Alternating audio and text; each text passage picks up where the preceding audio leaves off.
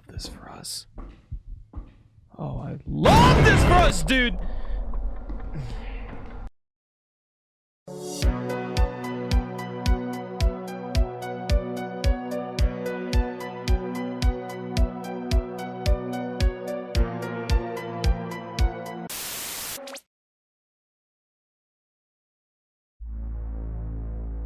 We have a tradition every year on my channel where we play nothing but horror games during the month of October. We call it Spooktober, and we always have a great time with it. In previous years, I played your typical horror juggernauts like Outlast, Dead Space, and Resident Evil. Those games are great, and this video isn't going to be picking apart mainstream horror at all. In fact, those games are what got me into the horror genre to begin with, so it's impossible for me to hate them. This year, however, I spent the majority of my Spooktober diving into indie horror. I have to say, I found myself absolutely in love with the genre. I adore the creative freedom that you won't see in any of your AAA horror titles. From the visuals, to the dialogue, to the characters, the themes, these games are absolutely brimming with some amazing artistic vision. And since these are small devs without corporate parents to answer to, we get their vision both raw and unfiltered. In this series, we're going to highlight some of my absolute favorite indie horror games, and dig into some of the themes that the developers gave us. I really want to examine some of these moments that left a big impression on me a little more closely, and let's see if we can sniff out some of the threads that bind together a great horror game. If you enjoy this video, feel free to subscribe to the channel, as this will be the first of many videos in the series. Do you have your snacks? If not, go grab them and get cozy, because we're about to check out 3 amazing indie horror games and see what makes them so great. Phone's not working.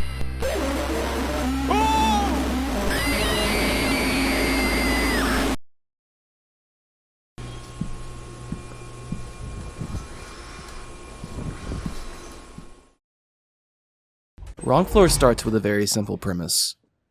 We're leaving our apartment and decide to take the elevator to the lobby. The elevator gets stuck for a brief moment and then falls to the basement.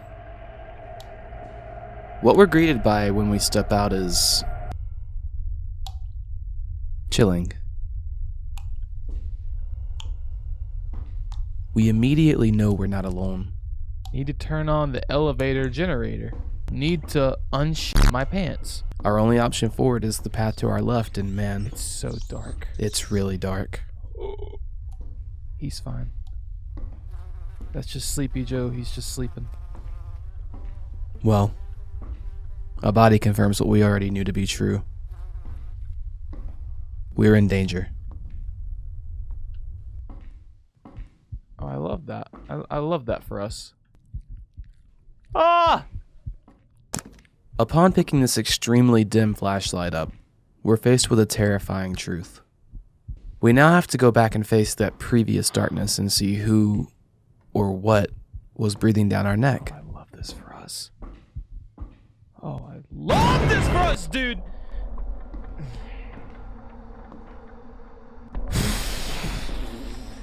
Yeah, these games can be stressful. Now that we have our flashlight, we can proceed through the crevice in the wall. Extremely dangerous maniac. Cuts all over the body, homeless, may hide in abandoned buildings or basements. Well, this confirms that there is someone here, and they are very much a threat. Oh my God!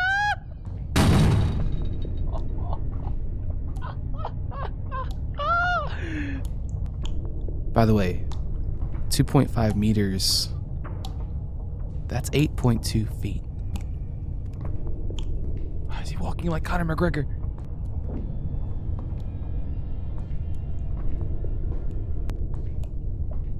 The code behind the red cabinet.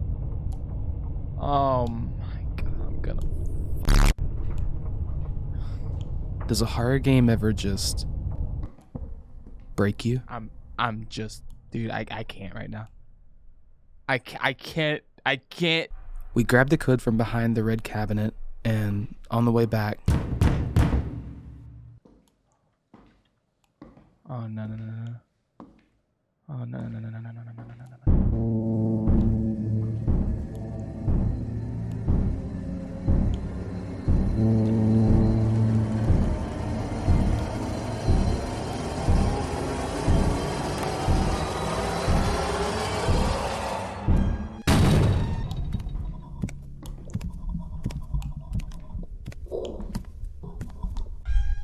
Holy shit. We grab a crowbar and head back to the room where we saw the warning poster. Upon tearing the planks down, we notice that this is the elevator generator.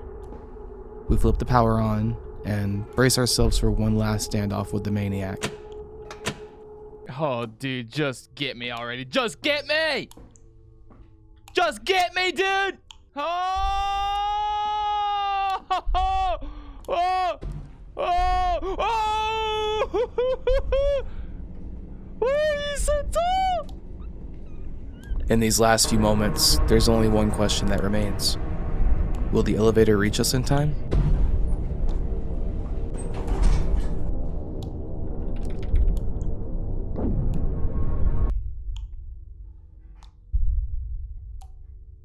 Well, we got the bangers tonight, I guess.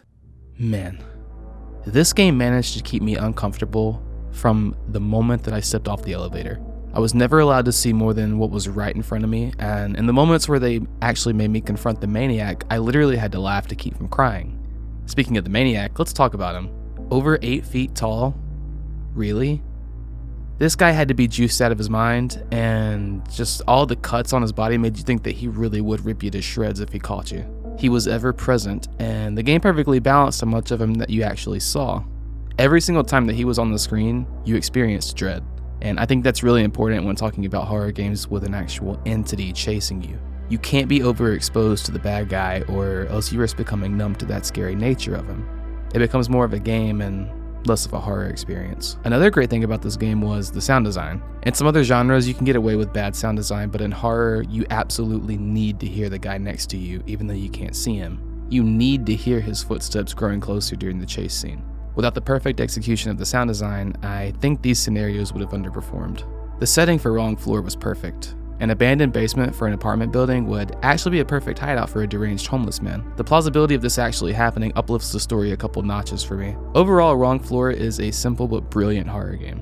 It has a great atmosphere and bad guy, and even though the game isn't very long, it's about 15 minutes. Those 15 minutes are well spent. The game is terrifying, and the devs should be proud. A link to the game is in the description below, and you can check it out if you'd like.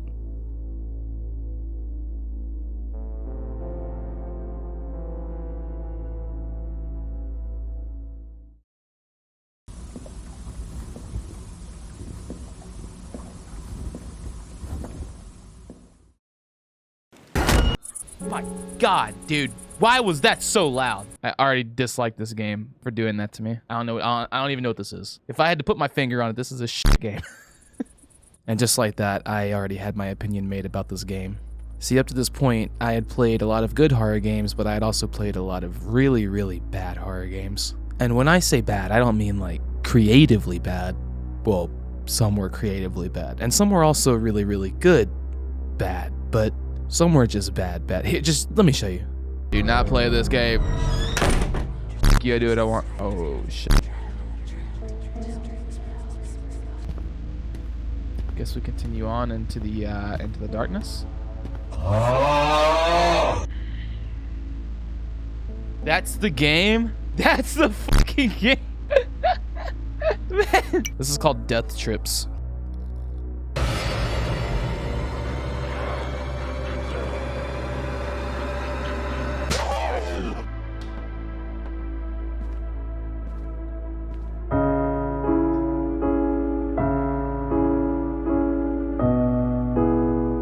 The name of this game is Strange Toilet. It's totally very scary. Rule 1, if you laugh or get scared, you rate 5 stars. Deal? I think so. Rule 2, have fun and always flush your toilet. Okay, dude, I'm not playing this one.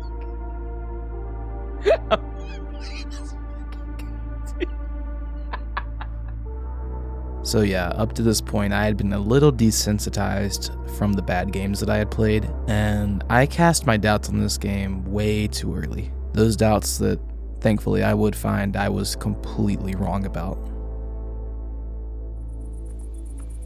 Cool art, though. I will say, I kind of dig the art so far. Oh, okay, I see. Oh, look at that scythe, bro.